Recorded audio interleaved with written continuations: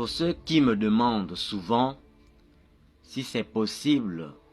qu'une mère ou un père sorcier soit capable de mettre au monde un enfant et de le tuer bébé. Quand je dis bébé d'enfant, je parle d'enfant, bébé nourrisson, enfant adolescent ou même adulte surtout, en sorcellerie. J'aimerais vous dire d'entrée de jeu que les variantes de la sorcellerie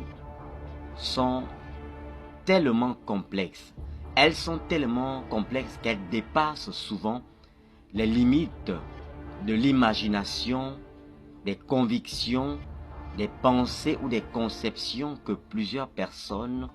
qui ne sont pas spirituelles mais qui vivent seulement une vie prosaïque, donc ordinaire, en homme naturel, ne peuvent pas appréhender comme des hommes mystiques ou spirituels. Un père ou une mère sorcier peuvent être confrontés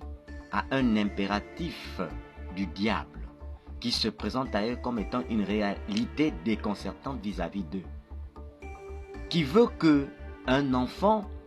même étant adulte de l'âge de 30 ans par exemple, soit sacrifié.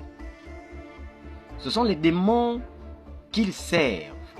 qui déterminent les programmes ténébreux à accomplir. Votre petite intelligence limitée face aux réalités vastes du monde de la sorcellerie ne peut pas, autant pour moi, empêcher quelqu'un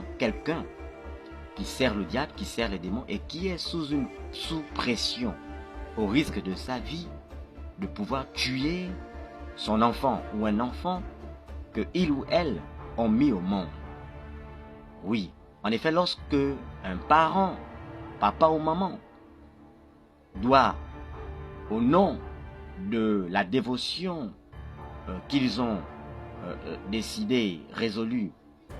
manifester constamment vers le diable, faire un sacrifice en termes d'enfant, si avant de le faire, ou pendant qu'on leur demande de le faire, la réticence est telle que cela prend énormément du temps. Les parents sorciers sentant leur vie en danger, oui, ils peuvent, père ou mère, tellement l'amour, la passion, le niveau de la soif de leur idolâtrie, de leur évolution, de leur graduation, de leur passion pour leur service auprès des démons et au-dessus de l'amour qu'ils peuvent un temps soit peu traduire pour leurs enfants, tuer un enfant qu'ils ont mis au monde, il ou elle, papa ou maman. Oui.